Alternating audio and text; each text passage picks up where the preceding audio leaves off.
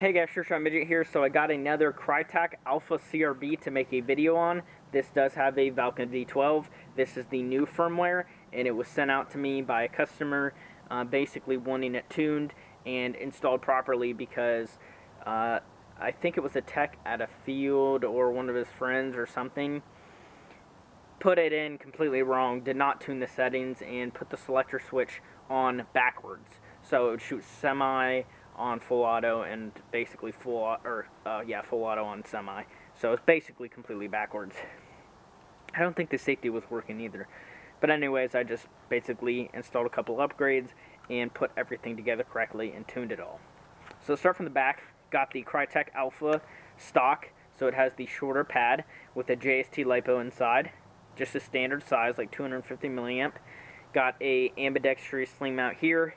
KRYTAC Mark 1 body. I think all the Alphas are Mark 1s, and then the Tridents are Mark 2s or whatnot. It's got looking like a 416 grip on here. No accessories on here. I think he's got a flashlight, probably a red dot, because he does play a lot of indoor, so I assume that's what this is for. I'm pretty sure I asked him to, and he told me what externals he had. I don't remember exactly what, but I remember a flashlight and a red dot.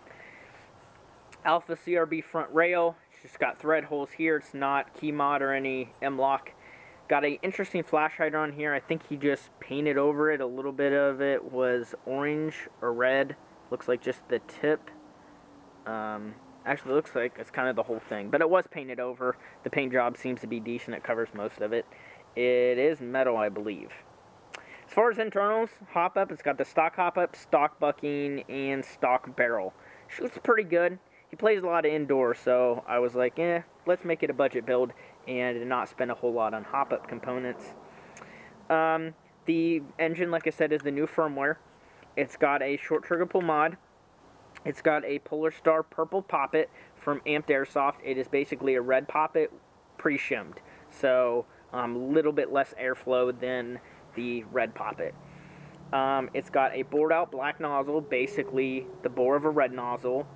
It's got an S2 lightning banjo to improve efficiency, and a really cool SPQB hose here. I have actually never seen one of these. Unfortunately, these actually hook up into the grip here instead of threading into the engine itself like the IGLs. So this is, what do they call it, just a line extension basically. It comes in some cool colors. I think there's like blue and white, and then there's this kind of orangish red and black. All of them look really cool, to be honest. It does suck that they just attach to your existing hose like a standard fitting.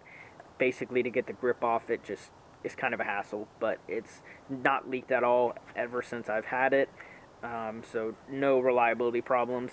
Obviously, with the KRYTAC, you have to switch out the selector switch to fit the V12 in here. It's not a straight drop in because the KRYTAC body uses a proprietary selector switch.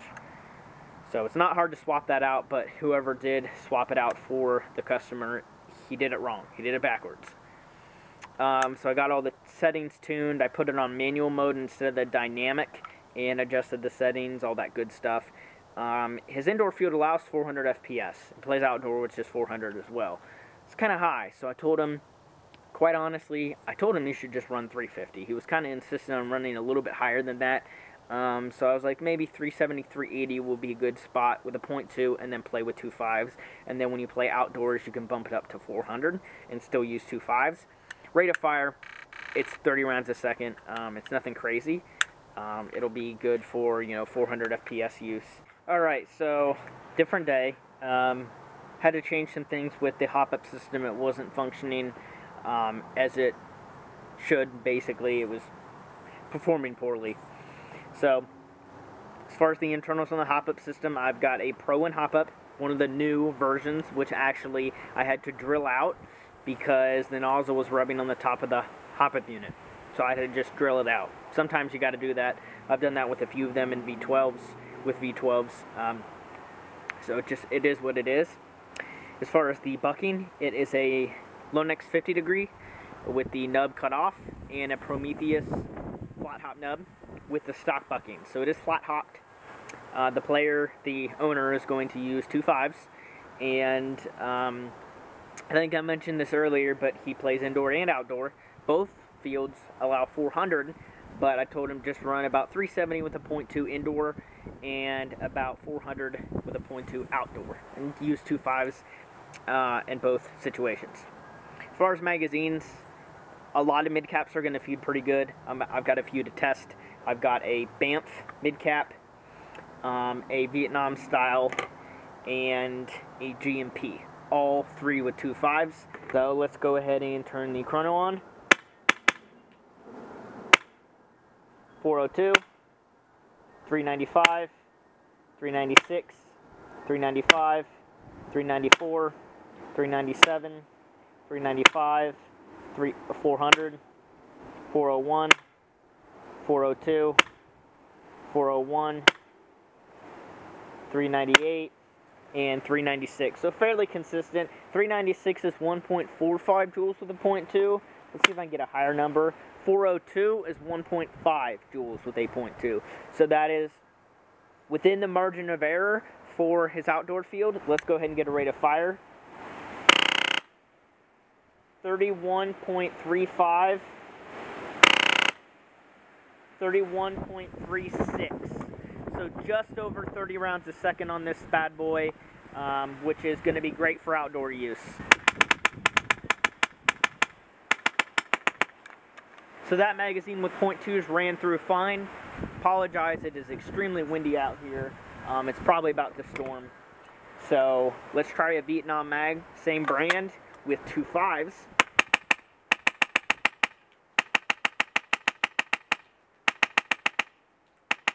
Turn the hop up a little bit.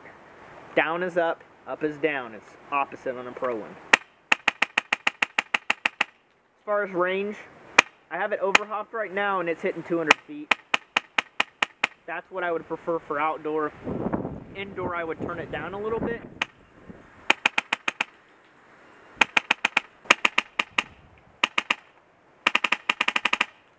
Full auto.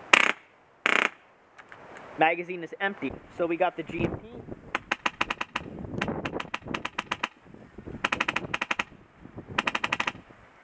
Full auto.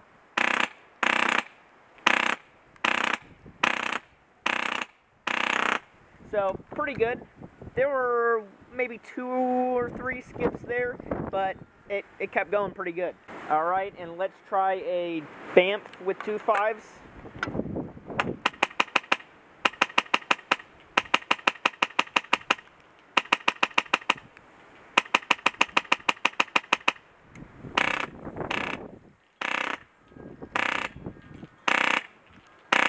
Yeah, it's decent. I can hear the BB's feed, even over the wind. Like, you can hear it go, you can hear the spring, so it's sluggish. That's more in the magazine. That is not going to be a gun issue at all.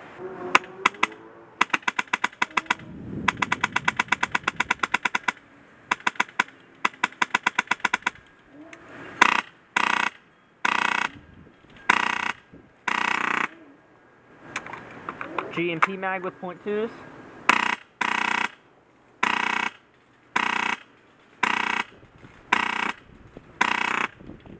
Empty.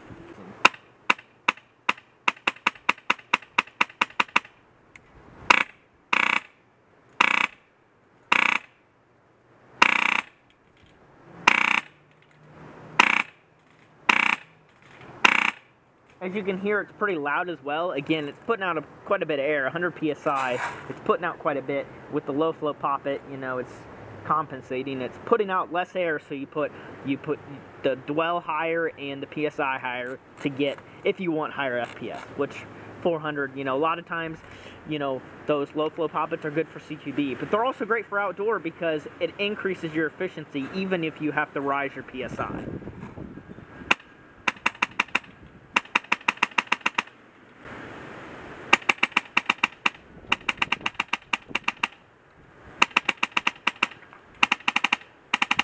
But anyways, if you have any questions or anything, go ahead and comment.